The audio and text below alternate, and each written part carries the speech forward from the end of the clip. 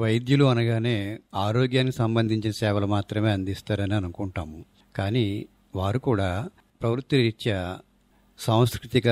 సాంస్కృతికేతర కార్యక్రమాల్లో కూడా ఎంతో ప్రతిభను కనబరిచిన వారు మన ఉభయ రాష్ట్రాల్లోనూ అనేక మంది ఉన్నారు. అటువంటి వారిలో ప్రధానంగా పేర్కొదగిన వారు రాజమండ్రికి చెందిన కర్రి రామారెడ్డి గారు. డాక్టర్ గారు నమస్కారం అండి. నమస్కారం అండి. ముందు మీ బాల్యం, కుటుంబ నేపథ్యం, మీ వైద్య విద్యాభ్యాసం వీటి గురించి మా శ్రోతలకు మనం చేయవలసిందిగా కోరుతున్నానండి. ఇప్పుడు నా వయసు 70 సంవత్సరాలు, కానీ అఫీషియల్గా 72 సంవత్సరాలు. నేను పుట్టింది 1954లో, కానీ 1952 అని వేశారు. ఎందుకంటే నాకు 7.5 సంవత్సరాల వయసు ఉన్నప్పుడు, అంటే 3వ క్లాస్ చదువుతున్నప్పుడు నా చేత ఇంటూ ఫస్ట్ ఫార్మ్ అని ఉండేది. ఆ ఎంట్రన్స్ రాయించేశారు. రాయించేస్తే పాస్ అయిపోవడం జరిగింది. 7.5 సంవత్సరాల వయసులోనే నాకంటే 2 ఏళ్ళు పెద్దవాళ్ళు అయినటువంటి క్లాస్మేట్స్తో నేను 6వ క్లాసులో ప్రవేశించడం జరిగింది. మాది అనపర్తిలో SRPH స్కూల్ అని గవర్నమెంట్ జిల్లా పరిషత్ స్కూల్లోనే చిన్నప్పుడు చదువుకోవడం జరిగింది. ఈ అయిపోయిన తర్వాత నేను PUC కాకినాడ PR గవర్నమెంట్ కాలేజీలో చేశాను. తర్వాత రంగరాయ మెడికల్ కాలేజీలో MBBS చేయడం జరిగింది. అసలు చిన్నప్పుడు నన్ను అడుగుతుండేవారు, ఒరే పెద్ద అయ్యాక నువ్వు ఏమవుతావురా అని అడిగితే, అంటే ఆ 3 ఏళ్ల 4 ఏళ్ల వయసులో కూడా పెద్ద అయ్యాక నేను చాలా గొప్పవాడిని అయిపోవాలి. గొప్పవాడంటే ఏమిటి? నాకు అప్పుడు ఆ వయసులో కనిపిస్తున్నటువంటి గొప్పవాడు ఎవరంటే, ఆ వీధిలో అలా వెళ్తుంటుంటే ఓ బడ్డీ కొట్టు దగ్గర ఒక ఆయన నిలబడి ఒక అరడజన అరటిపళ్ళు ఇవ్వాయి, వెంటనే అరడజన అరటిపళ్ళు తీసిస్తాడు. ఓ సోడ కొట్టవాయి, కొట్టిస్తాడు. డబ్బులు ఎంత? అయ్యో మీ దగ్గర డబ్బులు ఏంటి సార్? ఏం అవసరం లేదు సార్, వెళ్ళరండి సార్. అతనంటే ఎంత భయము, ఎంత భక్తి. నేను కూడా పెద్ద అయ్యాక అలా అవ్వాలి. ఇంతకీ అతను ఎవరు? Police constable. నేను అలా అవ్వాలంటే ఏం చేయాలి? జనాల నుంచి నాకు తెలిసింది ఏమిటంటే SLC పాస్ అవ్వాలి, మంచి దేహదారుఢ్యం కావాలి. నేను తర్వాత ఇలాగ చిన్న వయసులోనే 6వ క్లాసులో ప్రవేశించాను కదా. తర్వాత అప్పుడప్పుడు నేను ఇంకోటి గమనించాను ఏమిటంటే, మా హిందీ మాస్టర్ దగ్గరికి ఊళ్ళో పెద్ద పెద్ద వ్యాపారస్తులు, లక్షాధికారులు అరటికాయ వ్యాపారం, మామిడికాయల వ్యాపారం అవి ఎగుమతి చేసేవాళ్ళు అనమాట. ఇది నార్త్కి. వాళ్ళు ఆ హిందీ ఉత్తరాలు తీసుకొచ్చి ఆయన దగ్గరికి తీసుకొచ్చి చదివించుకుంటుండేవారు. అదేమిటంటే పైన తలకట్లు అవి లేనటువంటి ఏదో భోజ్పూరి హిందీ లాంటిది ఏదో అనుకుంటాను. మా హిందీ మాస్టర్ ఏమో ఆయనేమో చదివి వినిపించేవాడు. ఇగో వ్యాగన్కి ఇగో ఇన్ని రూపాయలు ఇస్తారట, ఇన్ని వ్యాగన్లు కావాలట అంటే, అయితే ఇలా రాయండి అలా మాకు కిట్టదని అని చెప్పేసి వీళ్ళు వినయంగా చెప్తుంటుంటే ఆయనేమో మంచి హుందాగా రాస్తుండేవారు. చూడు ఎంత గొప్ప లక్షాధికారులు కూడా ఈయన దగ్గర చేతులు కట్టు నిలబడుతున్నారు. అయితే ఇది నిజమైనటువంటి గౌరవం. అంటే నేను పెద్దాక హిందీ పండిట్ అయిపోవాలి. హిందీ పండిట్ అవ్వాలంటే ఏం చేయాలి? ప్రవేశ, ప్రథమ, మధ్యమ కట్టడం మొదలుపెట్టాను. ఈ లోపల SLCలో ఉండగా మా క్లాస్మేట్ ఒకడు అడిగాడు, ఒరే మీ అన్నయ్య డాక్టర్ అవుతున్నాడట. అవును, మా అన్నయ్య డాక్టర్ అవుతాడు, MBBS అవుతున్నాడు కాకినాడలోను. మరి నువ్వు మీ అన్నయ్య దగ్గర కాంపౌండర్ అయిపోతావా? కాంపౌండర్ అంటే అదేదో నా అంటే మరి చిన్నతనం అని కాదు, కానీ ఏదైనా చివుకుమనేలా అన్నాడు.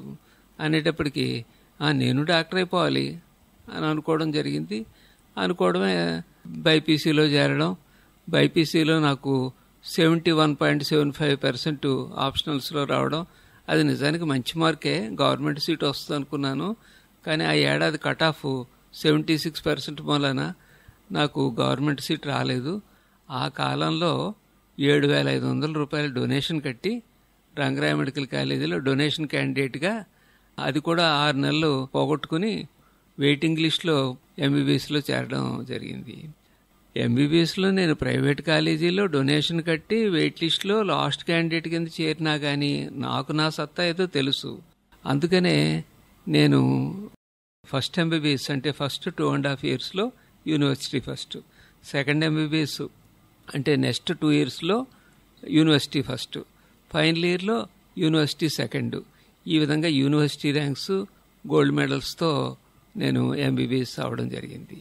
MBBS చదివేటప్పుడు కూడా PG ఏం చేయాలి మామూలు ఆర్డినరీ చెస్ ఏమిటి, అన్నిటికంటే కష్టమైనది చేయాలి. ఏది కష్టం? లంగ్ సైన్సా, హార్ట్ సైన్సా, లేకపోతే బోన్ సైన్సా? అబ్బాయి ఇవేం కష్టం కాదు. బ్రెయిన్ సైన్స్ అన్నిటికంటే కష్టం. కాబట్టి బ్రెయిన్ సైన్స్ అంటే ఏం చేద్దాం, న్యూరాలజీ చేయాలన్నమాట. బ్రెయిన్ సైన్స్ కూడా కళ్ళకు కనపడే బ్రెయిన్, అది కంటికి కనపడే మైండ్ సైన్స్ చేయాలి. మైండ్ సైన్స్ అంటే సైకాట్రీ చేయాలన్నమాట. సైకాట్రీ ఎక్కడుంది? అప్పుడు ఆంధ్రాలో సైకాట్రీ పీజీ లేదు. దేశం మొత్తం మీద అన్నిటికంటే పెద్ద సంస్థ నిమ్హాన్స్ అని ఉంది, అది బెంగళూరులో ఉంటుంది. ఎంట్రన్స్ రాయడానికి వెళ్ళిపోవడమే. అప్పుడు ఇలాగా ఎంట్రన్స్ ప్రిపరేషన్కి పుస్తకాలు లేకపోతే కోచింగ్లు ఇలాంటివి ఏం లేవు. నాకున్న నాలెడ్జ్ తోటి వెళ్ళిపోవడం. 320 మంది ఎంతమంది రాశారు, ఉన్నవి 4 ఎండి సీట్లు. టాపర్గా వచ్చాను, ఎండి వచ్చేసింది. ఆ ఎండి కోర్సు 3 ఏళ్ళదైనా సరే 2 ఏళ్ళు అయిన తర్వాత సత్తా ఉన్న వాళ్ళు ఎగ్జామినేషన్ తీసుకోవచ్చు అనమాట. మరి మనం సత్తా విషయంలో లోటు లేదు కదా. 2 ఏళ్ళకే ఎండి పరీక్ష రాసేయడం, ఎండి పాస్ అయిపోవడం. పాస్ అయిపోయిన తర్వాత కూడా కోర్సు పూర్తి చేసి బయటికి రావడం. అప్పుడు ఒక డైలమా ఏమిటి, నిమ్హాన్స్లోనే అక్కడే ఉండిపోయినట్టయితే అక్కడ ఒక లెక్చరర్గా చేరి బహుశా ఇప్పటికి నేను నిమ్హాన్స్ డైరెక్టర్గా రిటైర్ అయి ఉండేవాడిని అనమాట. ఎందుకంటే నాకంటే 1 ఇయర్ జూనియర్ అయినటువంటి గంగాధర్ గారు, ఆయన నిమ్హాన్స్ డైరెక్టర్గా రిటైర్ అవడం, ఇప్పుడు ఎన్ఎంసి చైర్మన్ చేస్తున్నారు. అంటే అక్కడే ఉండుంటే అలా ఉండేది. నేను అనుకున్నది ఏంటంటే, ఎక్కడో బెంగళూరులో మా వాడు ఏదో గొప్పగా ఉన్నట్ట అనే దానికంటే మనం ఉన్న ఊళ్ళో ఉండి అక్కడ మన ప్రతిభను చూపించుకుంటే బాగుంటుంది అయిన వాళ్ళ మధ్యలో అని రాజమండ్రి రావడం. రాజమండ్రిలో 1980లో మానస హాస్పిటల్ అని స్థాపించడం జరిగింది. 4 జిల్లాలకి, ఏదో అంటుంటారు చూడండి ఏకైక అందగాడు అన్నట్టుగా, 4 జిల్లాలకి ఫస్ట్ ప్రైవేట్ సైకాట్రిస్ట్ అనమాట. ఆ విధంగా ఇక్కడ ఏదో 16 బెడ్లతో మొదలై 50 బెడ్ల వరకు చేసుకుంటూ వెళ్ళానమాట. ఇది నా ప్రాథమిక విద్యాభ్యాసం, ఎంబీబీఎస్ ఎండి వరకును. డాక్టర్ గారు, అరటిపండు ఒలిచినట్టు, అంటే మామూలు అరటిపండు కూడా కాదు, అమృతపాణి అరటిపండు ఒలిచిపెట్టినట్టు అంత మధురంగా చక్కగా మీరు వివరించారు మీ విద్యాభ్యాసం గురించి. మీరు ముందే చెప్పినట్టు మీ వైద్య విద్యాభ్యాసంలో సర్వశ్రేష్టంగా మీరు అన్ని పూర్తి చేసి వృత్తిలో నిలదొక్కుని విజయం సాధించారు. ఇతర శాస్త్రాల అభ్యాసం పట్ల మీకు అభిరుచి ఎలా ఏర్పడింది? మీరు ఇంతవరకు అనేక డిగ్రీలు ప్రథమ శ్రేణిలో కూడా సాధించినట్టు మేము విన్నాము. వాటి గురించి చెప్పండి డాక్టర్. ఇది కూడా కొంచెం అంత విశేషంగా జరిగింది. ఎలా అంటే, చిన్నప్పటి నుంచి కూడా నాకు చదువుకోవడం అంటే చాలా ఆసక్తి ఉండేది. మా అనపర్తిలో గంగిరెడ్డి గ్రంథాలయం అని ఉండేది. ఆ గంగిరెడ్డి గ్రంథాలయమే ప్రపంచానికి ఒక కిటికీలాగా నాకు ఉపయోగపడింది. అంటే ఇప్పుడు వెనక్కి తిరిగి చూసుకుంటే చాలా ఆశ్చర్యం వేస్తుంటుంది అనమాట. ఆ కాలంలోనే చూడు, బ్లిడ్జ్, స్టార్ అండ్ స్టైలు ఇలాంటివన్నీ కూడా, ఎలాంటివి మిర్రరు ఇలాంటివన్నీ చూస్తూ ఉండేవాళ్ళం. ఎందుకంటే ఆ లైబ్రరీ అబ్బాయి గారు ఐఎల్టీడీలో వర్క్ చేసేటటువంటి ఆఫీసర్స్ కోసం ఆ లెవెల్లో ఇంగ్లీష్ పుస్తకాలు తెప్పించేవారు. మామూలు వాళ్ళ కోసం డిటెక్టివ్ నవల్ తెప్పించేవారు. ఇవన్నీ కూడా స్వాతి, జ్యోతి ఇలాంటివన్నీ మామూలే. మా నాన్న ఏం చేసేవాడంటే, లైబ్రరీకి వెళ్ళి, అబ్బాయి గారు లైబ్రరీకి వెళ్ళి 4 డిటెక్టివ్ పుస్తకాలు పట్టరారా అంటే నేను వెళ్ళి పట్టుకొచ్చేవాడిని. పట్టుకొచ్చిన తర్వాత ఆ 7.5, 8 ఏళ్ల వయసులోనే మా నాన్న డిటెక్టివ్ పుస్తకం పుచ్చుకుంటే నేను డిటెక్టివ్ పుస్తకం పుచ్చుకునేవాడిని. చెరో డిటెక్టివ్ పుస్తకం లాగించేసేవాళ్ళం. మధ్యలోనేమో సందేహాలు వస్తుంటాయి. నాన్న, క్యాడిలాక్ కార్ అంటే ఎలా ఉంటుంది, లేకపోతే మెడ్రాస్లోనేమో ఏదో ఫలానా ఏరియా అంటే ఏంటి, ఇలాంటివన్నీ కూడా అడుగుతాం. కొన్ని సందేహాలు అయితే కొంచెం తన్ని ఇరుకుపిండి పెట్టే లాంటి సందేహాలు కూడా వచ్చేస్తున్నాయి అనమాట. ఒరే, ఈ వయసులో అలాంటివి అడగకూడరా, తర్వాత నీకే తెలుస్తుంది, ఇలా అనమాట. అంటే ఆ చిన్న వయసులోనే రోజు ఒక పుస్తకం చదివేయడం అలవాటు అయిపోయింది అనమాట. ఆ చదవడం అనేటటువంటిది ఏమో ఆల్మోస్ట్ నాకు కంటిన్యూ అయ్యేటప్పటికీ, ఇక్కడికి వచ్చిన తర్వాత కూడా నేను అకాడమిక్స్ని వదలలేదు. అకాడమిక్స్ని వదలకుండా ప్రైవేట్ ప్రాక్టీస్లో ఉన్నప్పటికీ కూడా నా లైబ్రరీ ఇప్పుడు, మరి బహుశా మరి అబ్బాయి గారి స్ఫూర్తితోటో ఏమిటో కానీ, ఇప్పుడు నాకు 12,500 పుస్తకాలు ఉన్నాయి నా లైబ్రరీలో. అంటే మామూలు హార్డ్ కాపీస్ అనమాట. ఇప్పుడు డిజిటల్ కాపీస్ రావడం మొదలెట్టాక ఇంకా హార్డ్ కాపీస్ కొనడం మానేసి అనుకోండి. ఇవన్నీ కూడా నా కంప్యూటర్లో బహుశా 20,000 ఈ బుక్స్ ఉంటాయి అన్నమాట. సరే, ఇదంతా ఒక ఎత్తు. నేను నిమ్హాన్స్లో చదువుకొచ్చాను, నిమ్హాన్స్లో చాలా బాగా నెగ్గుకొచ్చేసాను అని అన్నాను కదా. అక్కడ ఒక చిన్న వెలితి ఫీల్ అయ్యేవాడిని. ఏంటంటే ఇక్కడ నేను తెలుగు మీడియంలో చదివాను ఎస్ఎల్సి వరకు. అక్కడేమో బెంగళూరులో నిమ్హాన్స్ అంటే అది ఆల్ ఇండియా ఇన్స్టిట్యూట్ ప్లస్ అందరూ కూడా ఇంటర్నేషనల్ ఫ్యాకల్టీ వస్తుంటారు అనమాట. అక్కడికి వచ్చేటటువంటి మిగిలిన డిసిప్లిన్స్లో కూడా సైకాలజీ వాళ్ళు, సోషల్ వర్క్ వాళ్ళు, నర్సింగ్ వాళ్ళు, న్యూరాలజీ వాళ్ళు, న్యూరో సర్జరీ వాళ్ళు, న్యూరోపాథాలజీ, ఇలా అంతా మొత్తం అన్ని డిసిప్లిన్స్ వాళ్ళు ఉంటారు. చాలామంది ఈ కాన్వెంట్ ఎడ్యుకేటెడ్ అనమాట. హాయ్ అని చెప్పేసి ఒకళ్ళనొకళ్ళు పిలుచుకుని మాట్లాడుకునేటటువంటిది. మనదేమో గోదావరి జిల్లా ఆయు సంస్కృతి. అది పైగానే మన అంతా ఎలా ఉంటుందంటే పుస్తకం చూస్తే చాలు, ఇది మామూలు ఫోటోగ్రఫిక్ మెమరీ అనమాట. ఆ మెమరీతో రాసేయడమే తప్ప ఏదైనా ఆలోచించాలంటే తెలుగులో ఆలోచించి దాన్ని ఇంగ్లీష్లో జాగ్రత్తగా తర్జుమా చేసుకుని దాన్ని చెప్పడం అనమాట. అంటే this is a boy, Rama is good, ఈ టైప్లో వెళుతుందనమాట మంది. అందుకని ఎంతైనా సరే ఇంగ్లీష్లో ఫ్లూయెన్సీ సంపాదించాలి అని అనిపించేది. అది చేయాలంటే ఏం చేయాలి? బహుశా ఏదైనా సరే మాస్టర్స్ డిగ్రీ చేస్తే దాంట్లో ఫ్లూయెన్సీ వచ్చేస్తుంది కదా. కాబట్టి ఇంగ్లీష్లో ఎంఏ చేస్తే బహుశా ఇంగ్లీష్ వచ్చేస్తుందేమో ఆ ఉద్దేశంతో నేను అలా చూస్తున్నప్పుడు పేపర్లో అడ్వర్టైజ్మెంట్స్ వస్తుంటాయి. ఏమనంటే మీరు ఏ గ్రాడ్యుయేట్ అయినా సరే ఎంఏ ఇంగ్లీష్ కానీ సోషియాలజీ కానీ మీ ఇష్టం, ఏ డిసిప్లిన్ అన్నా సరే ప్రైవేట్ స్టడీ చదివేయచ్చు అన్నట్టుగాను. సరే అని చెప్పేసి ఆంధ్ర యూనివర్సిటీది పడేటప్పటికి అప్లై చేశాను. నేను అప్లై చేస్తే నాకు నా అప్లికేషను తిరగొట్టినట్టు వెనక్కి వచ్చింది. అప్పుడు నేను ఫోన్ చేసి అడిగితే గ్రాడ్యుయేట్స్ అన్నాం కానీ ఎంబీబీఎస్ అన్నది అది గ్రాడ్యుయేషన్ కింద లెక్క కాదండి, అది ప్రొఫెషనల్ గ్రాడ్యుయేషను అన్నారు. మరి ఇప్పుడైతే నేను ఎంఏ ఇంగ్లీష్ చదవడానికి పనికిరానా అన్నాను. మరి అంతే కదండి అన్నారు. మరి ఇప్పుడు నాకు ఎంఏ ఇంగ్లీష్ చదవాలంటే ఏం చేయాలి అన్నాను. మీరు ఒక పని చేయండి, ఎంబీబీఎస్ వాళ్ళు కూడా ఎంఏ పాలిటిక్స్ కానీ ఎంఏ పబ్లిక్ అడ్మినిస్ట్రేషన్ కానీ చేయొచ్చు. అది కానీ చేసినట్టయితే ఆ ఎంఏ పబ్లిక్ అడ్మినిస్ట్రేషన్ తోటి ఎంఏ ఇంగ్లీష్ చేయొచ్చు అన్నారు.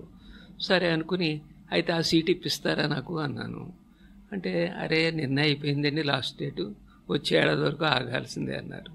ఈ లోపల నెక్స్ట్ మంత్ ఈ మధురై యూనివర్సిటీ వాళ్ళది ఏదో కంచి అకాడమీ అని చెప్పేసి దాని ద్వారా అని చెప్పేసి అనేటప్పటికీ నేను MA political science Madurai university చేశాను. చేసుకుని ఆ డిగ్రీ పట్టుకొచ్చి మళ్ళీ మన ఆంధ్ర యూనివర్సిటీకి ఇంగ్లీష్ చదవడానికి అన్నట్టుగా అప్లై చేసుకున్నాను. మళ్ళీ తిరగొట్టారు. ఏమిటంటే మా రూల్స్లో ఏమని రాస్తుందంటే MA public administration or any other MA of this university అని ఉంది. మధురై యూనివర్సిటీని మేము కించపరచడం లేదు, యూజీసీ రికగ్నైజ్డ్ అంత గొప్పదే, కానీ మా రూల్స్ ప్రకారంగా మీకు లాభం లేదు అన్నారు. సరే నాగార్జున యూనివర్సిటీ ట్రై చేస్తే అది ఆ సమయంలో శంకర్రావు గారిని ఉండేవారు, నాకంటే బాగా సీనియర్ సైకియాట్రిస్ట్ గుంటూరులో. ఆయన్ని ఒకసారి ఈ విషయం ఏదో మాటల్లో చెప్పాను, ఏమిటోనండి ఇంగ్లీషు ఇలా అని. అయ్యో అదేంటని ఆయన మరి నాకు సరిగ్గా తెలియదు, గుర్తులేదు, senate member academic council member ఏదో మెంబర్ అనమాట యూనివర్సిటీకి. ఆయన అక్కడ వాదించి ఎంబీబీఎస్ వాళ్ళు ఇంగ్లీషు చేయడానికి ఏంటిది, ఎంబీబీఎస్లో కూడా ఇంగ్లీష్ చదువుకుంటారు మీకు తెలియదా, అది ఎంబీబీఎస్ ఫస్ట్ ఇయర్లో ఇంగ్లీష్ ఉంటుంది, బయాలజీ ఉంటుంది, ఫిజిక్స్ ఉంటుంది అని అన్నీ చెప్పి ఒక రూల్ పాస్ చేయించారనమాట. ఏమనంటే even a professional graduate who has done English during his course is eligible for MA English అని. అప్పుడు ఆ విధంగా ఎలిజిబిలిటీ తెచ్చుకున్నాను నేను. ఎంఏ ఇంగ్లీష్ పాస్ అయిపోయాను. ఎంఏ ఇంగ్లీష్ అయితే పాస్ అయిపోయాను, కానీ కొత్త బేడది ఏమిటంటే లెటర్ ప్యాడ్ మీద ఏమో ఎంబీబీఎస్ ఎండీ ఎంఏ అని వచ్చేసింది ఇంగ్లీష్ అని. కానీ ఇంగ్లీషు ఫ్లూయెన్సీ మాత్రం ఇంప్రూవ్ అయినట్టు ఏం కనపడలే. ఎందుకంటే ఎంఏ ఇంగ్లీష్ పాస్ అవ్వాలంటే ఏముంది, 10 సబ్జెక్టులు, 10 సబ్జెక్టులకి కూడాను అంటే పేపర్కి 5 ప్రశ్నలు రాస్తాం, 5 ప్రశ్నలకి గాను 20-30 ఎస్సేలు చదివేసుకుంటే అయిపోతుంది అనమాట. ఆ విధంగా 10 పేపర్లు రాసిస్తే పరీక్ష అయితే పాస్ అయిపోతాం, కానీ ఇంగ్లీష్లో ఫ్లూయెన్సీ పెరిగినట్టు ఏం కనిపించలేదు. అప్పుడు నేను diploma in creative writing in English అని చెప్పేసి పడింది, ఇగ్నూ వాళ్ళది. అది విజయవాడలో కేబిఎన్ కాలేజీ సెంటర్ అనమాట. అప్పుడు దాంట్లో నేను ఈ diploma in creative writing in English అని చేశాను అనమాట. అప్పుడు అక్కడ విజయవాడ ఆల్ ఇండియా రేడియోలో పనిచేసేటటువంటి భట్ గారని ఒక ఆయన, అండవల్లి సత్యనారాయణ గారని 1 టౌన్ 2 టౌన్ అని చెప్పేసి ఒక కాలం రన్ చేస్తుండేవారు ఇండియన్ ఎక్స్ప్రెస్లో. వారిద్దరూ నాకు గైడ్స్ అనమాట. రోజు ప్రతి వారం అక్కడికి వెళ్ళి కథలు రాయడం, కథలు రాసేసి అసైన్మెంట్స్ అనమాట. రాస్తే వాళ్ళు చూసి వాళ్ళు సలహాలు ఇవ్వడం కానీ మెచ్చుకోవడం కానీ ఇలాగా. ఆ విధంగానే ఆ మెచ్చుకోలు ఎలా ఉండేదంటే, ఓసారి భట్ గారు నా కథలు ఇంటికి పట్టుకెళ్తే వాళ్ళ ఆవిడ గారు కృష్ణకుమార్ గారు అవి చదివి, ఏంటండి ఈ స్పార్క్ ఏంటి, అసలు ఈ సస్పెన్స్ ఏంటి, ఇంత థ్రిల్లింగ్గా ఉన్నాయి కథలు ఎక్కడవి అని అడిగితే, ఎవరో పాపం రాజమండ్రి నుంచి వస్తున్నాడు డాక్టరు, ఈ కథలు ఎవరు వస్తున్నాడు ఈ డిప్లొమా కోర్స్కి అని చెప్పేసి అనేటప్పటికీ ఆవిడ ఆ మెచ్చుకోలకి తగ్గట్టుగా ఆవిడ వైజాగ్ ఆల్ ఇండియా రేడియోలో వర్క్ చేసే రోజుల్లో నన్ను పిలిపించుకుని నా చేత 2 కథలు కూడా చేయించుకున్న రోజులు అనమాట. అంటే ఆ విధంగా diploma in creative writing in ఇంగ్లీష్లో మంచి ఇంగ్లీష్ బాగా రాయడం వచ్చేసింది. అలాగే PG diploma in functional English అని ఆంధ్ర యూనివర్సిటీ వాళ్ళది సీఫిల్ వాళ్ళు నిర్వహించారన్నమాట. అది చేసేటప్పటికి ఇంగ్లీషు మాట్లాడడం కూడా బ్రహ్మాండంగా వచ్చేసింది. ఎంత బ్రహ్మాండంగా వచ్చిందంటే, డెక్కన్ క్రానికల్లో 2 ఏళ్ల పాటు మైండ్ మ్యాటర్స్ అని చెప్పేసి ఇంగ్లీష్లో కాలం రన్ చేసే వరకు ఎప్పుడు కూడా ఎడిటర్ గారు అక్షింతలు వేయలేదు. అంటే అంత బాగా నడిచిందనమాట. ఆ విధంగా ఇంగ్లీష్ భయం అయితే పోయింది, కానీ కొత్త వ్యసనం పట్టుకుంది, పరీక్షలు రాయడం అనే వ్యసనం. అంటే ఇప్పుడు ఏంటి, ఈ కేబిఎన్ కాలేజీకి వెళ్ళినప్పుడు చూస్తుండేవాడిని ఎంబీఏ రాస్తున్నటువంటి క్యాండిడేట్స్ని. మనం కూడా ఎంబీఏ రాస్తేనో అనిపించింది. అంతే, ఎంబీఏ ఎంట్రన్స్ ఏ లెవెల్లో ప్రిపేర్ అయ్యానంటే క్యాట్ లెవెల్లో ప్రిపేర్ అయ్యాను అనమాట. ప్రిపేర్ అయిపోయి ఎంట్రన్స్ అయిపోయింది, ఎంబీఏ ఇచ్చేసింది. ఎంబీఏతో పాటు డిప్లొమా ఇన్ ఫైనాన్షియల్ మేనేజ్మెంట్ కూడా వచ్చేసింది అనమాట. నాకు కంప్యూటర్స్ అంటే చాలా ఇంట్రెస్ట్. 1987 నుంచి కూడా హాస్పిటల్కి నేను కంప్యూటర్స్ వాడుతున్నాను. పైగా నేను ఏదన్నాను పవర్ పాయింట్ ప్రజెంటేషన్ చేస్తే చాలా బాగుందండి క్రియేటివ్గా అని చెప్పి అందరూ మెచ్చుకోవడం అది జరుగుతుండేది. సరే, కంప్యూటర్స్ మీద నాకేదో యాప్టిట్యూడ్ ఉన్నట్టుంది, కంప్యూటర్స్ మీద కూడా డిగ్రీ ఉంటే పోలా అని అనుకున్నాను. మరి కంప్యూటర్స్లో డిగ్రీ అంటే ఎంసీఏ ఏదో చేయాలి. ఎంసీఏ చేయాలంటే +2లోనేమో మ్యాథ్స్ ఉండాలి. మనమేమో బైపీసీ వెళ్ళాం, మరి ఎంపీసీ లేదు. అందుకనేమో అలాగ వెయిట్ చేస్తుంటే ఓ రోజు దేవుడు వరం ఇచ్చాడు. మెడ్రాస్ యూనివర్సిటీ వాళ్ళు డిగ్రీలో కూడా మ్యాథ్స్ ఏమన్నా చేస్తుంటే ఎంసీఏకి ఎలిజిబుల్ అని ఇచ్చారు అనమాట, +2లోనే కాకుండా. అప్పుడు నేను ఓ రాయి విసిరాను. ఎంబీఏలోనేమో బిజినెస్ మ్యాథమెటిక్స్ అవి చేశాను, క్వాంటిటేటివ్ మ్యాథ్స్ చేశాను అని చెప్పేసి సీట్ ఇచ్చేసారు వాళ్ళు. సీట్ ఇచ్చారే కానీ ఎంసీఏలో చేరేనా కానీ ఉన్నమాట చెప్పొద్దు, చచ్చాను. ఎందుకంటే మ్యాథ్స్ అర్థం కాక గోలెత్తిపోయాను అనమాట. ఎందుకంటే ఆ క్యాలిక్యులస్ అవిని ఏంట్రా బాబు ఈ సాగదీసం చేస్తేమిటి ఇలా ఉంది, ఇలా అన్నమాట పరిస్థితి. ఇలాంటి పరిస్థితులు ఇంకప్పుడు మనం వదలం కదా, పట్టు వదలని విక్రమార్కులం కదా.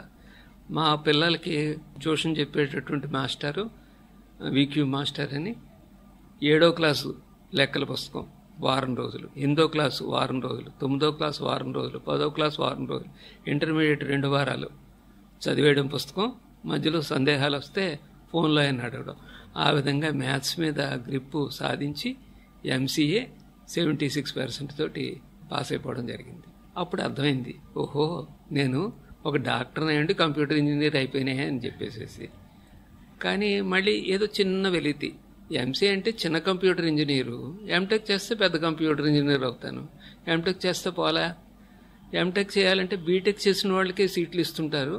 ఎంసీఏ చేసిన వాళ్ళకి కూడా అన్ని యూనివర్సిటీలు ఎవరు కానీ కొన్ని యూనివర్సిటీలు ఇస్తారనమాట. అలహాబాద్ అగ్రికల్చరల్ ఇన్స్టిట్యూట్ అని ఇప్పుడు దాని పేరు మార్చారు, శాన్ హిగ్గిన్బాదన్ యూనివర్సిటీ అని పేరు మార్చారు. అక్కడేమో ఎంటెక్ కంప్యూటర్ సైన్స్ చేశాను, అది డిస్టింక్షనే, 80% తోటి ఎంటెక్ పాస్ అయ్యాను. అప్పుడు మనసులోనే కాలరేగా వేసుకున్నాను అనమాట. 2 యూనివర్సిటీ అక్రిడిటెడ్ డిగ్రీస్ కంప్యూటర్ సైన్స్లో డిగ్రీస్ ఉన్నటువంటి డాక్టర్ని అన్నట్టుగాను. అదే ఆ పరిస్థితుల్లోనే నాకు సమయం అంటే చాలా, ఇంకా సమయపాలంటే ఇంక తిరుగులేదనమాట. నాకు ఏదైనా సభకు పిలిచారంటే 5ంటికి సభ అంటే 10 నిమిషాల తక్కువ 5ంటికి అక్కడ ఉండాలంతే. అందుకనే నేనంటే భయపడతారనమాట, బాబు మీరు వచ్చేయకండి 5 అని అంటాం అంతే, ఊరికనే మేము ఫోన్ చేసాకనే రావాలి అని అంటుంటారు. వాళ్ళు ఫోన్ చేయడం మర్చిపోయారు ఏంటో, నేను మామూలుగా వెళ్ళిపోయాను. అక్కడ ఇంకా బూజులు దులుపుకుంటున్నారనమాట, తుడుస్తాను, ఓ మూల కూర్చొని చదువుకుంటున్నాను. అప్పుడు లా కాలేజీ మేడం గారు అటువైపు వచ్చారు. వచ్చి ఏం డాక్టర్ గారు చదువుకుంటున్నారు ఏంటంటే, ఎంటెక్ పరీక్షలు అండి చదువుకుంటున్నాను అన్నాను. అన్ని కోర్సులు చేస్తారు, మా కోర్సు తప్ప. లా చేస్తాను కానీ నేను లా సెట్ రాయలేదండి. లా సెట్ ఏం రాయక్కర్లేదు, మేనేజ్మెంట్ కోటా సీట్లు ఉంటాయి కదా, ఇప్పుడు అక్టోబరు, ఇప్పుడు ఇవాళ 26వ తారీఖు, 30వ తారీఖు వరకు గడువు ఉంది. మీరు మరి రాస్తానంటే చేరతానైతే. ఓ మాస్టర్ని పంపించారు, అప్లికేషన్ ఫిల్ చేయించారు, సీట్ ఇచ్చారు. ఆయన చెప్పారనమాట, ఫస్ట్ సెమిస్టర్లో 5 సబ్జెక్ట్స్ ఉంటాయి, సెకండ్ సెమిస్టర్లో 4 ఉంటాయి. ఈ విధంగా 3 ఏళ్ళు కోర్సు ఉంటుంది. ఫస్ట్ సెమిస్టర్లో 5 సబ్జెక్ట్కి 3 అన్నా పాస్ అవ్వాలి, అప్పుడు ఇలా ప్రమోషన్ ఉంటుంది అన్నీ చెప్పారు. ఇలా రేగా సూర్యారావు గారు గైడ్లు ఉంటాయి, ఆ గైడ్లు చదివినట్టయితే పాస్ అయిపోతారు అని ఇలా చెప్పారు. సరే అని చెప్పేసి 3 సబ్జెక్టులు కాదులండి, నేను 5 రాసేస్తానన్నాను. 2 months ఉంది కదా అన్నారు. పర్లేదని 2 monthsలో రాసేస్తానన్నాను. రాసేసాను. జనవరి ఫస్ట్ వీక్లో పరీక్షలు రాసేసాను. అదేమిటో కానీ కాలేజ్ సెకండ్ వచ్చింది నాకు. గైడ్ చదివితేనే కాలేజ్ సెకండ్ వచ్చింది కదా, మనం ఎప్పుడు కూడా టెక్స్ట్ బుక్లు లేవు కదా అని చెప్పి టెక్స్ట్ బుక్లు మొదలెట్టాను. Second semester college first, third semester college first, fourth semester. మొత్తం మీద ఎల్ఎల్బి అయ్యేటప్పటికి the best outgoing student of a regular college was 54 years old medical doctor. ఆ ఏడాది అనమాట. మామూలుగా కుర్రాళ్ళు అవుతారు గోల్డ్ మెడలిస్ట్. ఇది 24 సబ్జెక్టు ప్రైజులతోటి best outgoing student college అయింది. ఒకటి గమనించింది ఏంటంటే, ఈ లా ఒకటి చాలా ఎంజాయబుల్ కోర్స్ అండి. ఓసారి లా చదివిన చేరాక వదలలేమన్నమాట. ఎల్ఎల్ఎంఎల్ చేయడం మొదలెట్టాను. పోస్ట్ గ్రాడ్యుయేషన్ ఒక్కో సబ్జెక్టు మొదలెట్టాను. 5 ఎల్ఎల్ఎంలు అయినాయి 5 సబ్జెక్టుల్లో. అందులో యూనివర్సిటీ గోల్డ్ మెడల్స్ కూడాను. మన గవర్నర్ గారి చేత 2 సార్లు మెడల్స్ తీసుకోవడం కూడా జరిగిందనమాట. ఇంకా ఎల్ఎల్ఎంలో 5 అయినాయి, దాంతోపాటు పిహెచ్డి కూడా చేశాను నేను. మన వైజాగ్ దగ్గరలోనే సబ్బవరంలోను డిఎస్ఎన్ఎల్యూ అని ఉంది, Damodaram Sanjeevayya national law university. అక్కడే పిహెచ్డి చేశాను నేను.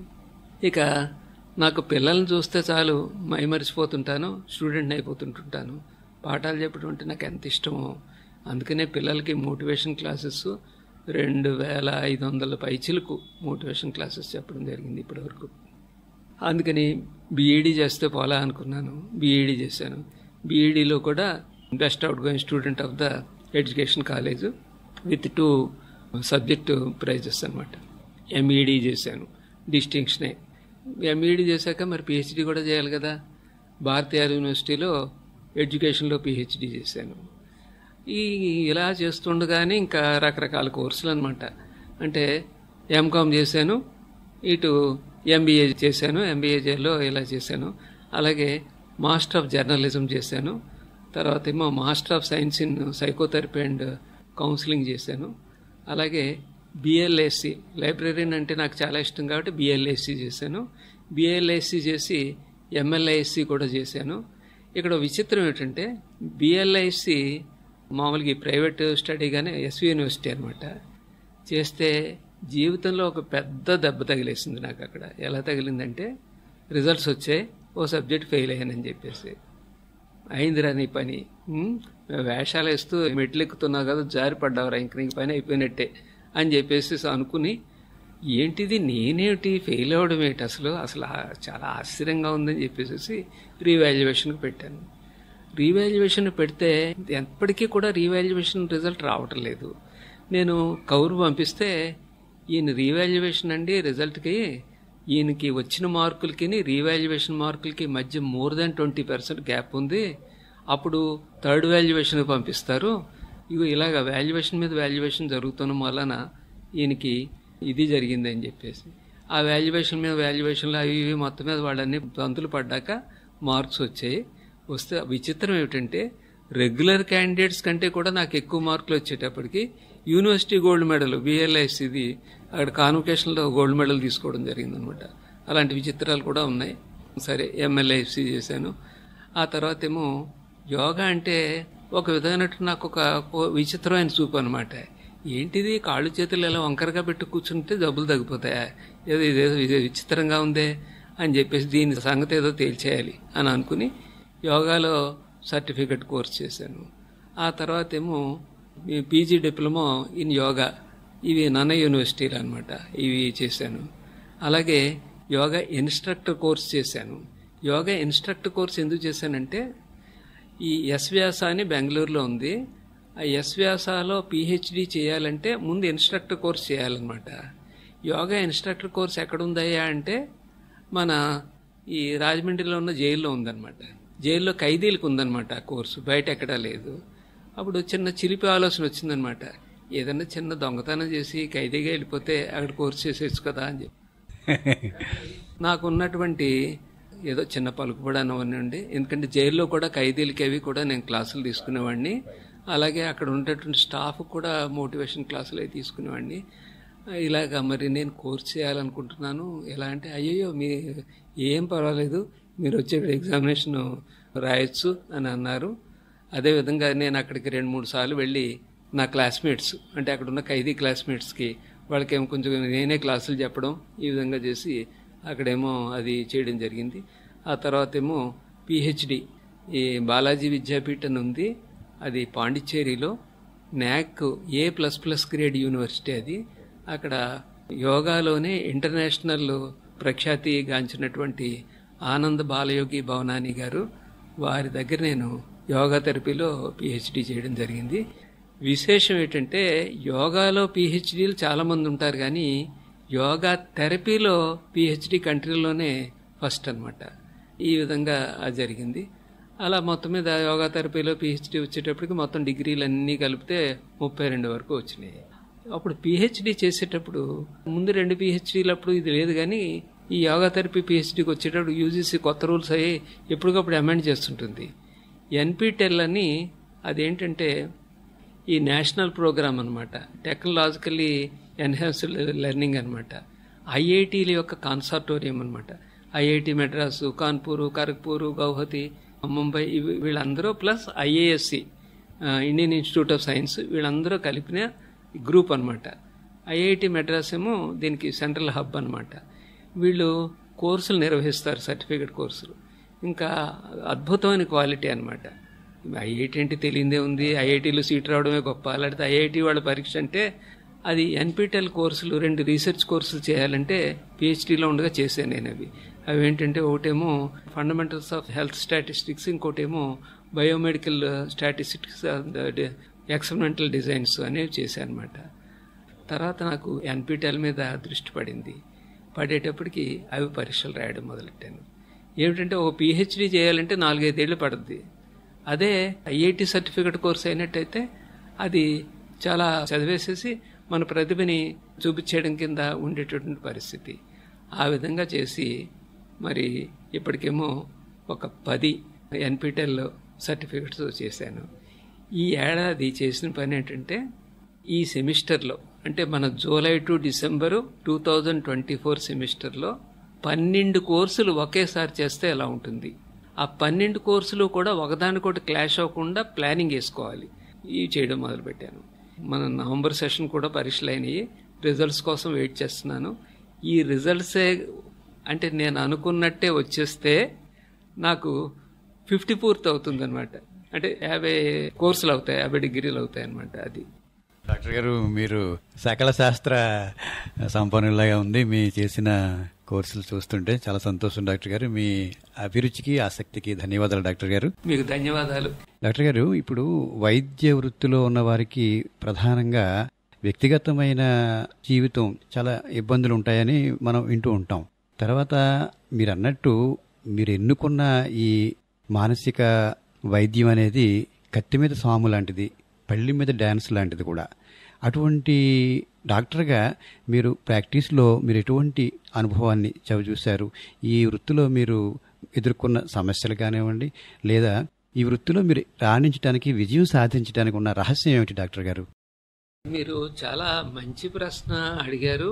కాకపోతే ఈ ప్రశ్నకి సమాధానం ఏదో రామాయణం 3 ముక్కల్లోనూ చెప్పచ్చు, 3000 శ్లోకాల్లోనూ చెప్పచ్చు, లేకపోతే 3000 పేజీల్లోనూ చెప్పచ్చు. అలాగా ఇది చాలా సమగ్రమైనటువంటి ఇది. వైద్య వృత్తి చాలా పవిత్రమైనది, చాలా ఆనందాన్ని కలిగించేది, తృప్తి కలిగించేది. ఎందుకంటే అంటుంటారు, ఇప్పుడు ఒక యూరాలజిస్ట్ ఉన్నారనుకోండి, యూరాలజిస్ట్ చెప్తుంటారనమాట, నీరుడు పోక 24 గంటల నుంచి నీరుడు బంధించేసి వస్తున్న వాడికి చిన్న గొట్టం వేసి ఆ నీరుడు పోయేలా చేసేటప్పటికి ఎంత రిలీఫ్ ఫీల్ అవుతాడు. అలాగే బిడ్డ ఏమైపోతుందో అని తల్లడిల్లిపోతున్న తల్లికి మనకేమో అది మామూలు సామాన్యమైనటువంటి రుగ్మతే సులువుగా తగ్గిస్తాం. ఇంకా నా బిడ్డను కాపాడాడు దేవుడు అనేటటువంటి ఎంత కృతజ్ఞతాభావం కళ్ళలో కనిపిస్తుంటుంది. అలాగా వైద్య వృత్తి వరకు కూడా చాలా మంచి తృప్తిని పొందుతున్నటువంటివే.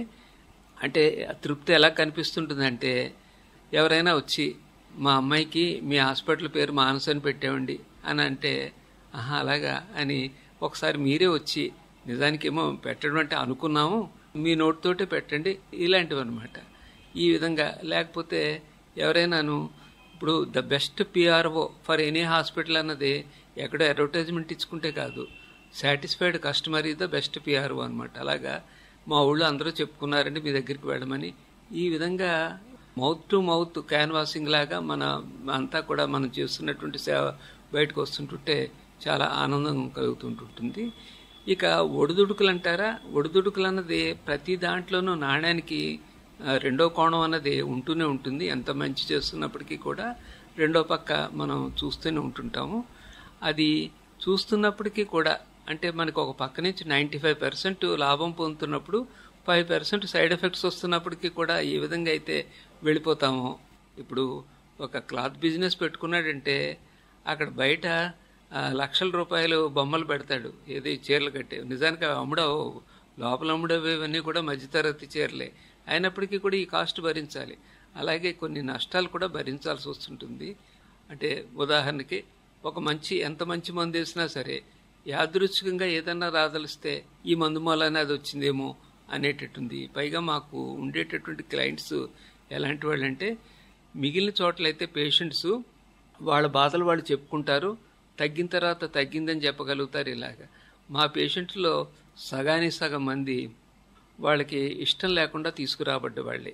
అంటే ఉదాహరణకి ఏదో యాంగ్జైటీతోటో డిప్రెషన్ తోటో ఉన్న వాళ్ళైతే వాళ్ళే, నాకు మనసు బాగాలేదు డాక్టర్ గారు, నాకు ఏదో చూడండి, స్టేజ్ ఎక్కితే చాలు గడగడ ఉండిపోతున్నాను, నాకు కొంచెం ఏదైనా మంది ఇవ్వండి, ఈ విధంగా వచ్చేవాళ్ళు ఉంటారు. కానీ మిగిలిన సగానికి సగం మంది సైకోసిస్తో ఉంటారు. వాళ్ళు ఏదో భ్రమల్లో ఉన్నట్టు ఉంటుంటారు. నన్ను బుర్ర తేడా అంటారేంటి, ఇక్కడ తీసుకొచ్చారేమిటి, ఈ పిచ్చి మందులని ఎవడు మింగుతాడు, ఇవి వేసుకుంటే ఉన్నమతి కూడా పోతుంది అనేటటువంటి నెగిటివ్ యాటిట్యూడ్ తోటి వస్తారు. అలాంటి వాళ్ళని కూడా సరిచేసి మామూలు చేసి తీసుకురావడం అనేటటువంటి కత్తి మీద సాము లాంటిదే. కానీ ఇలాంటి కత్తి మీద సాములు చేయడమే నాకు కిక్ అంటారు కదా, ఆ కిక్ అన్నది నేను పొందుతుంటుంటాను అనమాట. బాగుంది డాక్టర్ గారు, మీ వృత్తిపరమైన అనుభవాన్ని చక్కగా వివరించారు. తర్వాత ఏ రంగంలోనైనా ఒక పతాక స్థాయికి వెళ్ళిన తర్వాత లేదా మీరు చేసే సేవలకి సంబంధించి ఏదో ఒక ప్రోత్సాహం ఉంటుంది. అలాగే ఒక డాక్టర్గా వైద్య రంగంలో మీరు చేస్తున్న సేవలకు వచ్చిన ప్రతిఫలంగా మీకు కొన్ని అవార్డులు అవనివ్వండి, లేకపోతే రివార్డులు అవనివ్వండి, అలాగే ఇలా మరికొన్ని మీకు దక్కిన పురస్కారాల గురించి వివరించండి డాక్టర్. కొంతమంది అనుకుంటుంటారు, ఏమనుకుంటారంటే ఈ చదువులు అవి చదువుతుంటుంటే పాపం ఈయనకేం బొత్తిగా ప్రాక్టీస్ ఏమి ఉన్నట్లేదు, అందుకని వీటి మీద పడ్డాడు అని అనుకుంటుంటారు. కానీ ఇక్కడ నాకు ఉండేటటువంటి ప్రాక్టీసు జనాలకి తెలియని వాళ్ళు అలా అనుకుంటారు. అంతేందుకు ఇవాళ పొద్దున కూడా నేను ఈ వనభోజనాల దగ్గరికి వెళ్ళినప్పుడు ఎవరో ఒక ఆయన పక్కన కూర్చుని, డాక్టర్ గారు మీరు ఇప్పటికీ ఇంకా ప్రాక్టీస్ చేస్తున్నారా అని అడుగుతున్నారు. ఏం చెప్పను, నాకు 40 బెడ్ల సైకాట్రిక్ హాస్పిటల్ ఫుల్గా ఉంటుంది, రోజుకి 80 నుంచి 100 మంది వరకు మొత్తం పేషెంట్లు వస్తుంటుంటారు, అందులో 10 మంది ఏమో కొత్త పేషెంట్లు అయితే మిగిలిన 70-80 మంది ఏమో పాత వాళ్ళు వస్తుంటారు, ఇప్పటికీ కూడా నేను వర్క్ చేస్తూనే ఉన్నాను అని. సరే, అది కొంతమంది తెలుస్తుంది, కొంతమంది తెలియదు అనుకోండి, అది సరే. ఏంటంటే ప్రొఫెషన్ని నేను ఎప్పుడు కూడా నెగ్లెక్ట్ చేయలేదు.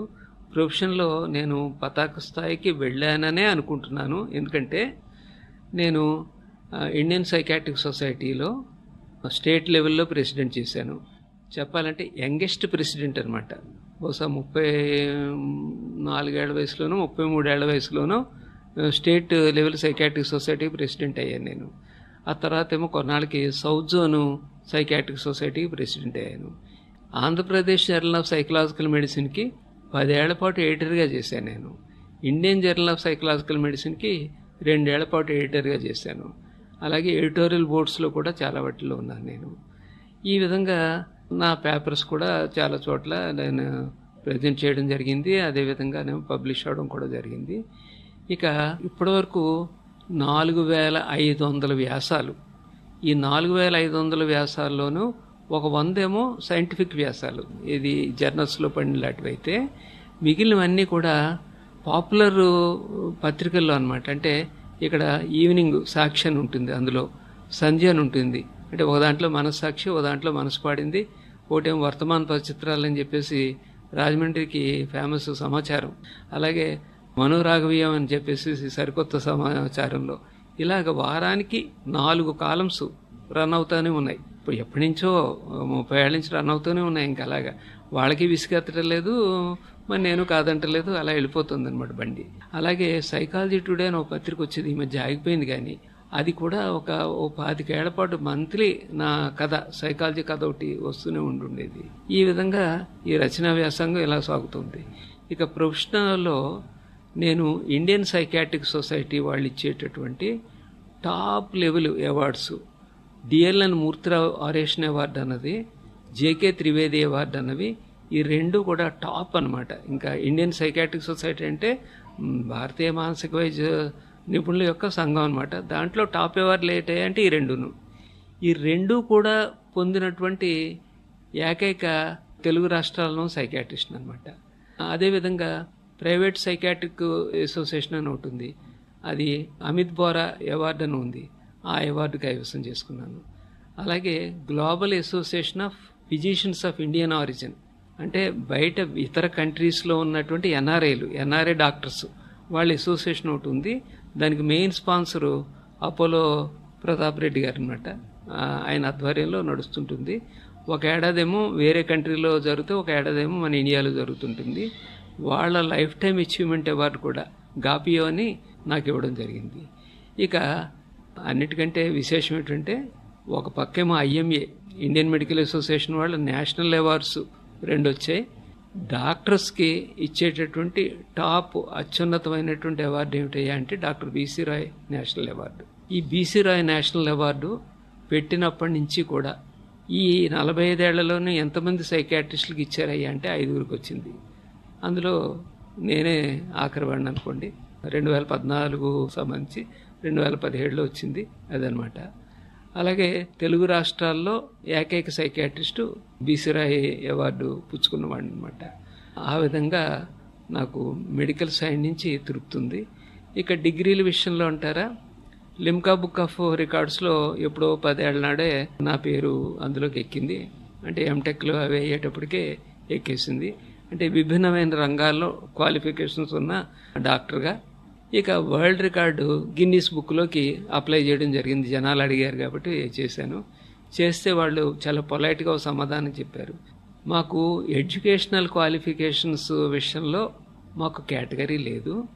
ఎందుకు లేదంటే, ఆఫ్రికా కంట్రీ వాళ్ళకిని ఇండియా వాళ్ళకి ఆస్ట్రేలియా వాళ్ళకి ఎడ్యుకేషన్ క్వాలిఫికేషన్స్ క్వాలిటీని మేము కంపేర్ చేయలేము. పైగా అది డైనమిక్గా మారిపోతుంటుంటాయి. అందుకని మాకు ఆ కేటగిరీ లేదు. అలా అని చెప్పేసి ఎడ్యుకేషనల్ క్వాలిఫికేషన్స్ విషయంలో మాకు బొత్తుగా లేదన్నాను. ఏ విధంగా ఉంటుందంటే, ఒకే కుటుంబంలో 50 మంది డాక్టర్ వృత్తి ఉన్నవాళ్ళు, అలాంటివైతే మేము తీసుకుంటాం తప్ప వేరీడ్ ఎడ్యుకేషనల్ క్వాలిఫికేషన్స్ అన్నది మా కేటగిరీ లేదన్నారు. ఓ ఏడాది పోయాక మళ్ళీ ఓ రాయి విసిరాను. వాళ్ళు సేమ్ సిమిలర్ ఇది ఇచ్చారు. అయినప్పటికీ కూడా వరల్డ్ రికార్డ్స్ కొన్ని ఉన్నాయి. అంటే జీనియస్ వరల్డ్ రికార్డ్ అని, వండర్ వరల్డ్ రికార్డ్స్ అని, లేకపోతే భారత్ వరల్డ్ రికార్డ్స్ అని, ఇలాంటి వాటిల్లో record holders, international record holders అని, ఇవన్నీ కూడా వరల్డ్ రికార్డ్సే. సంతోషం డాక్టర్ గారు, మీకు అభినందనలు. తర్వాత ప్రిస్క్రిప్షన్ రాసే డాక్టర్ గారు డిస్క్రిప్షన్ రాస్తూ రచనలు చేస్తే ఎలా ఉంటుంది? మీ రచనల గురించి కొంచెం వివరించండి. ఇది కొంతమంది డాక్టర్లు రచయితలుగా, కవులుగా ఉండేటటువంటి వాళ్ళు. ఉదాహరణకి సమరం గారు ఆయన యాక్చువల్గా ఆయన క్వాలిఫికేషన్ ఎంబీబీఎస్ఏ అయినప్పటికీ ఒక సెక్స్ డాక్టర్గా అనేటటువంటిది ఒక ముద్ర పడింది. అదేవిధంగా ఆయన రచనలు చాలా అద్భుతంగా ఉండేటటువంటి మనం చూస్తుంటాం. అలాగే కొమ్మూరు వేణుగోపాలరావు గారు, ఆయన హౌస్ సర్జన్ అనేటటువంటి నావల్ ద్వారా చాలా ఫేమస్ అయ్యారు ఇప్పుడు. అలాగే ఇప్పుడు కొచ్చెర్లకోట జగదీష్, ఆయన రచనలు కూడా మనకి సోషల్ మీడియాలో విస్తృతంగా వస్తుంటుంటాయి. అలాగే విశాఖపట్నంలో మానసిక వైద్యుడు మోపిదేవి విజయగోపాల్ గారు, ఆయన కవిత్వం అద్భుతంగా రాస్తారు. జాగృతిలో మంచి వ్యాసాలు రాస్తారు. అందుకని అంటే వైద్య వృత్తికి దీనికి లింక్ ఉంది లేదో అని చెప్పలేం, కానీ ఏ వృత్తిలో ఉన్న వాళ్ళైనా సరే కవులుగా రచయితలుగా అవ్వచ్చు. కాకపోతే వైద్య వృత్తిలో ఉండేటువంటి అడ్వాంటేజ్ ఏంటంటే మనుషుల్ని, రకరకాల మనుషుల్ని చూస్తూ ఉంటారు కాబట్టి బయట ప్రపంచాన్ని వాళ్ళు తమ గదిలో ఉండే బయట ప్రపంచానికి ఎక్కువ ఎక్స్పోజ్ అవుతారు. అందుకనే అడ్వకేట్స్ కూడా ఛాన్స్ ఉంటుంటుంది, వాళ్ళు కూడా జీవితాన్ని ఎక్కువ చూస్తుంటుంటారు. అందుకనే వాళ్ళ రచనలు కూడా కొంచెం బాగా వస్తుంటుంటాయి. అందుకని ప్రపంచాన్ని ఎక్కువ చూస్తుంటాం కాబట్టి రకరకాల వాటికి స్పందించడానికి ఎక్కువ అవకాశం ఉంటుంటుంది. నా స్పందనని నేను సైంటిఫిక్ ఆర్టికల్స్లో కొంత అయితే, హెల్త్ ఎడ్యుకేషన్ ఆర్టికల్స్లో కొంత అయితే, జనరల్ సెటైర్స్ అన్నమాట, ఎవరిని వీలైనంత వరకు నొప్పించకుండా కృత్రిమైనటువంటి పాత్రలు పెట్టి అవును కదా అని కాస్త కొంచెం వాళ్లే నవ్వుకునేలాగా అలా ఉండేటువంటి ప్రక్రియతో ఇన్నాళ్ళు సాగించుకుంటూ వచ్చాను. ఇది కూడా సాగుతూనే ఉంటుంది. ఈ మధ్య నేను ఒక ప్రక్రియ మొదలుపెట్టాను, దాని గురించి మీకు చెప్పబోతున్నాను. అదేమిటంటే యథాలాపంగా ఫేస్బుక్లో అర్థం పర్థం అనేటటువంటి ఒక శీర్షిక మొదలుపెట్టాను. ఏదైనా ఓ మాటకి మామూలు అర్థం ఉంటుంది, మామూలు అర్థం కాకుండా వాడుకలో ఇంకొక అర్థం ఉంటుంది. అంటే మామూలు అర్థం అంటే యోగ్య అర్థం అంటారు, అదే వాడుకలో ఉండేటువంటి అర్థం అయితే రూఢ్య అర్థం అంటుంటారు. మనం ఇంగ్లీష్లో అనుకోవాలంటే కానోటేషను డినోటేషను అన్నట్టు అనమాట. అంటే సందర్భాన్ని బట్టి అర్థం మారుతుంది అన్నట్టుగాను. ఇప్పుడు అసలు అర్థం పర్థం అని మొదలుపెట్టేటప్పుడే అర్థం అంటే మనకు అర్థం తెలుసు, మరి పర్థం అంటే ఏమిటి? పర్థం అనే దాని గురించి ఏమో డిక్షనరీలు చూస్తే ఎక్కడా నాకు అర్థం కనపడలేదు. అప్పుడు నేను అనుకున్నాను, ఈ పర్థానికి అర్థం ఏమిటంటే ఏదైనా సరే మామూలు అర్థం కాకుండా దానికి వేరే అర్థం వేరే విధంగా మనం వాడుకుంటుంటే దాన్నే పర్థం అనాలి అని చెప్పేసి ఆ పర్థాన్ని నేను ప్రయోగించడం మొదలుపెట్టాను. ఇప్పుడు ఫలానా మాట చెయ్యి తడపడం అనేటటువంటిది ఉందంటే, చెయ్యి తడపడం అనేటటువంటిది ఏమో చేతికి ఏదైనా చేతిలో నీళ్లు పోస్తే అనేటువంటి మామూలు బయటికి కనపడేటువంటి అర్థం. కానీ చెయ్యి తడపడం అంటే ఏదైనా మనకి ఆఫీస్లో పనులు అవ్వాలంటే కాస్త ఆ చేతిలో ఏదైనా డబ్బులు పెట్టినట్టయితే పనులు అవుతాయి అనేటువంటి రెండో రకం అర్థం అని చెప్పి దానికి తగ్గట్టుగానే ఒక బొమ్మ, మామూలుగా దాన్ని పూర్వకాలం అయితే ఫోటోన్స్ అనేవారు. ఆ ఫోటోన్స్ అన్న పదం ఇప్పుడు ఎక్కడ కనపడలేదు, మీమ్స్ అంటున్నారు. మీమ్ అంటే ఏంటంటే ఏదో ఫోటో ఉంటుంది, ఆ ఫోటోలో ఉండేటటువంటి వ్యక్తులు సంభాషణ పలుకుతున్నట్టుగా మనం సంభాషణలు ఏర్పాటు చేస్తాం అన్నమాట. ఏదైనా సరే ఒక పదాన్ని కొత్తగా సృష్టించడం కానీ లేకపోతే ఉన్న పదానికే కొత్త అర్థం కల్పించడం కానీ వాటిని మనం నియోలాగిజమ్స్ అంటుంటాం. ఉదాహరణకి ఆమ్యామ్య. ఆమ్యామ్య అనేటటువంటి మధ్యతరం వాళ్ళందరికీ కూడా తెలుసు. ఆమ్యామ్య అంటే ఏంటంటే లంచం ఇవ్వడం అనేటువంటిది. ఈ కొత్త తరాలు వచ్చేటప్పటికి ఈ ఆమ్యామ్య పదం కొంచెం మరుగున పడిపోవడం జరుగుతుంటుంది. ఇలాంటి పదాలు బయటికి తీసి వాటి యొక్క అర్థం ఏమిటో దాని యొక్క అర్థం ఏమిటో చూపించి దానికి తగ్గట్టుగా ఒక బొమ్మ ఏర్పాటు చేయడం ఇలా మొదలుపెట్టాను. ఇలా మొదలుపెట్టేటప్పటికి ఆశ్చర్యకరంగా 100 వరకు అయిపోయినాయి. అయ్యేటప్పటికి ఇదేంతో కొంచెం ఎక్కువ అయ్యేలా ఉన్నాయని చెప్పేసి సరే అని చెప్పేసి 101 నుంచి అంకి వేయడం మొదలుపెట్టాను. అంకి వేయడం మొదలు పెడితే ఇప్పుడు 720 వరకు వచ్చేసాయి. ఇవి ఇలా వెళ్ళిపోతున్నాయి. ఓ పక్క నుంచి ఏదైనా మీరు పుస్తకం వేయండి అని అంటున్నారు. పుస్తకం వేయండి అంటే నాకు పుస్తకం వేయడం అంటే ఎలా వేయాలి? అది హార్డ్ కాపీ కింద వేయాలంటే ఎన్ఎస్కి వేయాలి, 200 చొప్పున వాల్యూమ్స్ కింద వేయాలా? వేస్తే మరి ఆ బొమ్మ అది వేయడం అన్నది ఒక పేజీలో వేయాలా లేకపోతే పేజీకి అటు ఇటుగా వేయాలా? ఈ విధంగా అంటే సందేహాలు ఉన్నాయి. మొత్తం మీద ప్రక్రియ నడిచిపోతుంది. దానికి విశేషమైనటువంటి స్పందన కూడా వచ్చింది. ఇంకా రెగ్యులర్గా రావడం కోసం ఎదురు చూస్తూ స్పందించడం అన్నమాట. అంటే దాని మీద రకరకాల వ్యాఖ్యలు చేయడం, ఇంకా కొన్నేమో అయితే ఓహో ఇలా కూడా ఉందే, భలే వీళ్ళెవరో యాడ్ చేశారే అని చెప్పి సంతోషించేలాంటివి కూడా. కొంతమంది ఏమో కొన్ని పదాలు ఇచ్చి ఈ పదానికి కూడా అర్థం చెప్పరా అని చెప్పేసి అనేటటువంటి పరిస్థితి. మొట్టమొదటితో పదాలతో మొదలెట్టాను. ఆ తర్వాత పదాలతో పాటు జాతీయాలు మొదలుపెట్టాను. జాతీయాలతో పాటు కొన్ని సామెతలు కూడా మొదలుపెట్టాను. ఒక్కోసారి మనకు కన్ఫ్యూజ్ వస్తుంది, ఇదేమిటి, ఇది జాతీయమా సామెత అనేటటువంటి. అలాంటి టెక్నికల్ ఇష్యూ వచ్చినప్పుడు ఏదో గుమ్మనగా లోకోక్తి అని చెప్పేసి అనేసి నడిపేయడం, కూడా జరుగుతూ ఉంటుంటుంది. అంటే ఉదాహరణకి ఈరోజు పెట్టిన అర్థం పర్థందే ఒక ఉదాహరణ తీసుకుందాం. చిల్లో బొల్లో. ఈ చిల్లో బొల్లో ఎప్పుడైనా విన్నారా మీరు అని అంటే టక్కున కనెక్ట్ అయిపోయేవాళ్ళు ఉంటారు. చిల్లో బొల్లో అన్నది గోదావరి ప్రాంతంలో ఉంటుందిగా అని చెప్పేసి చిన్నప్పుడు మా అమ్మమ్మ అంటుండేది. పిల్లలందరూ సందడిగా చిల్లో బొల్లో అంటూ తిరుగుతుంటే ఎంత బాగుంటుంది అని అనేటట్టుంది. అలా కనెక్ట్ అయిపోయేవాళ్ళు ఉంటారు. ఎప్పుడు వినలేదండి ఇది చిల్లో బొల్లోనా అంటే చిల్లును ఇంకోటి ఏదన్నానా లేదా బిలబిలాకి దీనికి ఏమైనా సంబంధం ఉందా అని అడిగేవాళ్ళు ఉంటారనమాట. ఇప్పుడు దాని గురించి చెప్పేటప్పుడు ఇది దీంట్లో ఒక ధ్వని సంబంధించి అంతరంగంగా ఉండేటటువంటి పదం ఇది. ఎందుకంటే మనకి కొన్ని పదాలు ఉంటాయి. గలగల అనే పదం ఎందుకంటాం? గలగల శబ్దం వస్తుంది కాబట్టి గలగల. కరకర కరకరలాడుతూ అంటే అక్కడ నవిలేటప్పుడు కరకర అంటుంది కాబట్టి దాని పదం కరకరలాడుతూ అని వచ్చేసింది. సయ్యిన అంటే సై అనే శబ్దం వస్తుంది కాబట్టి సయ్యిని, లేకపోతే సుయ్యన, లేకపోతే జయ్యని, ఇలాంటివన్నీ కూడా ధ్వనిని బట్టి శబ్దాన్ని బట్టి వచ్చేటటువంటి పదాలు.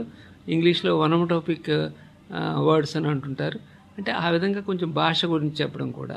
అలాగే దీన్నేమో ఇలాగా క్రియా విశేషణం అని అంటారు అని కొంచెం భాష గురించి చెప్పి దాని అర్థం చెప్పి దాని ప్రయోగం ఈ విధంగా. ఎంత సంపద ఉంటే మాత్రం ఇంట్లో చిల్లో బొల్లం అనే పిల్లలు లేకపోతే వెల్తిగానే ఉంటుంది కదా. అలాగే ఆ బొమ్మలోనేమో ప్రేయసి ప్రియుడితో ఉంటుందన్నమాట. అంటే ఇంట్రడ్యూస్ చేస్తూ పండగలు పబ్బాలు వచ్చినాయంటే చాలు మేమందరూ కూడా అమ్మమ్మ ఇంటికి వెళ్ళిపోతాం, చిల్లో బొల్లం అంటూ సరదాగా గడిపేస్తాం అని చెప్పేసి. చిల్లో బొల్లం అంటూ గడపాల్సింది సెల్ ఫోన్లు కూర్చుంటే ఏమిట్రా ఇది, ఇలాంటి వాక్యాలు కూడా ఎగ్జాంపుల్స్ కింద చెప్పడం జరుగుతుంటుంది. అలాగే కొందరు ఎప్పుడు విననటువంటివి కూడా నిన్న పెట్టింది ఏమిటంటే కుండల్లో గుర్రాలు తోలడం. ఇదేమిటి కుండలంటే మనకు తెలుసు, గుర్రాలంటే తెలుసు, కుండల్లో గుర్రాలు తోలడం ఏమిటి అనేటటువంటిది. ఇక్కడ దానికి ఉండేటటువంటి కూడా నేను పరిశోధిస్తాను, చూసి మామూలుగా జనరల్గా దానికి ఉన్న మీనింగ్ ఏమిటంటే ఖాళీగా కూర్చుని పని పాట లేకుండా ఉద్యోగం సద్యోగం లేకుండా వంటింట్లో కూర్చుని అదొండు వేళ ఇదొండు అని చెప్పేసి ఆర్డర్లు పాస్ చేస్తూ ఆ జంతికలు అవి నవ్వులుతూ కాలక్షేపం చేస్తూ తను పని చేయడం మిగిలిన పని జరుపుతూ ఉండేటటువంటి వాళ్ళని కుండల్లో గుర్రాలు తోడడం అనేటటువంటిది ప్రయోగిస్తారనేటువంటి ఇది ఒకటి.